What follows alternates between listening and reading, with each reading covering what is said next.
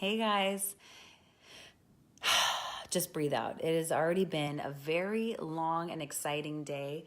I wanted to write that title to kind of shake you up, to wake you up. So, food and weight loss. People think that weight loss is all about food and what you're eating and what you can restrict and what you binge on and all that stuff. But in this last 7 years since I've been coaching, this is what I found. I have found that it is almost never about the food. Almost never. And it takes actually like a few sessions for me to even jump into what people are eating. Like I'll have them fill out a food diary for a few weeks to see what they're eating and kind of what we're starting with, just to get a nice little ground floor introduction into their life.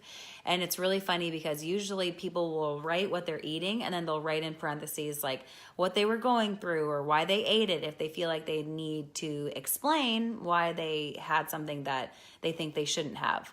Hey Coco, waving at you, boo. So people will start with a baseline and they'll see like what they're eating every day, and they'll think that that is why they can't lose weight. They'll think that that's why they gain weight. But when you go behind all of the food stories and thoughts and feelings about food that we tell ourselves, you'll find that it's all emotion based. Weight loss and weight gain has so much to do with, yes, the science of your body and the structure and the health of your cells, but losing and gaining weight has everything to do with what you think about yourself. If you are in a purpose-filled position, if you are fulfilled in relationships, friendships, your goals, your dreams, your aspirations, your past, like have you healed yourself from the past? Do you like who you are? Do you have some traumas and things that you went through as a kid or in college as a woman or whatever stage you're in that has not healed? So that's where we really start to find the root issue of what is going on within your body.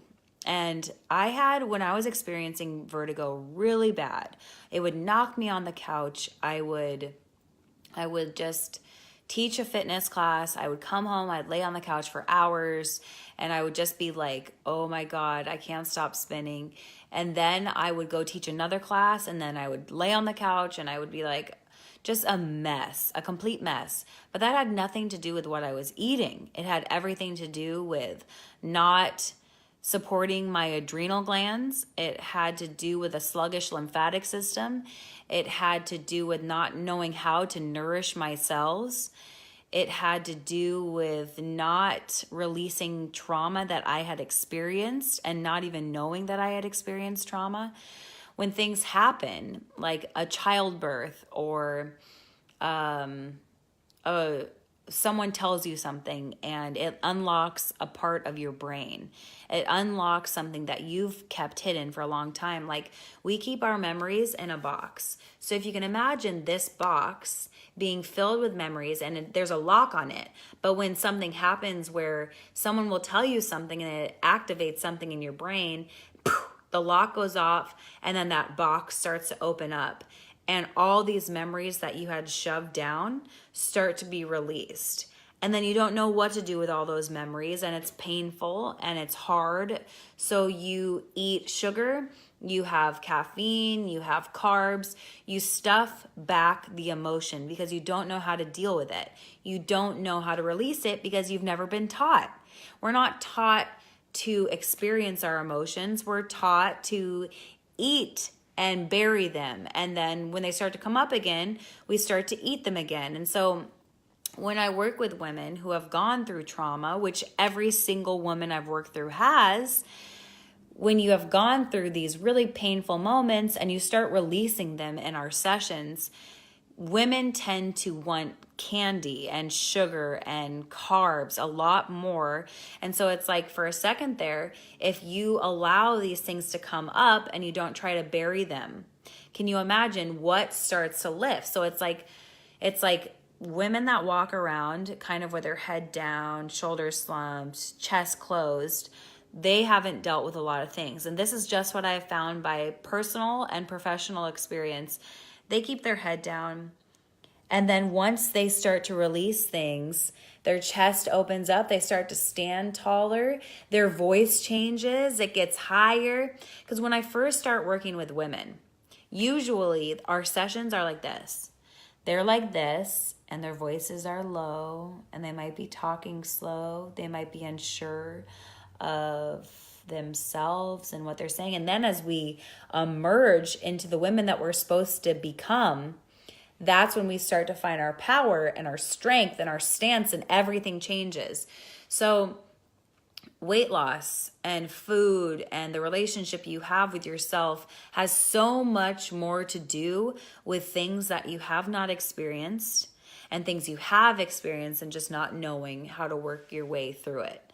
So if there's anything I can suggest on this video is just to recognize where your roadblocks are and recognize your own patterns and things that you experience and habits that you've created that are blocking you from reaching your potential. And start there. That's where you start. And that's where the transformation comes. And that's where things start to change. Because once you believe in your gifts, once you access and activate your gifts, can you imagine where you're going to be? Because if you're already reaching some sort of success in an avenue of your life, whether it be financial, career-wise, relationship, like whatever success looks like to you, and you're already reaching it and you have these limitations that you set for yourself, can you imagine where you're going to be when all that stuff is cleared away and you can just be who you are at the core? It's going to be amazing. It's going to be magical. It's going to be wonderful. But my question to you is, how do you get there when you've been doing the exact same thing for God knows how long, you know? Okay, guys.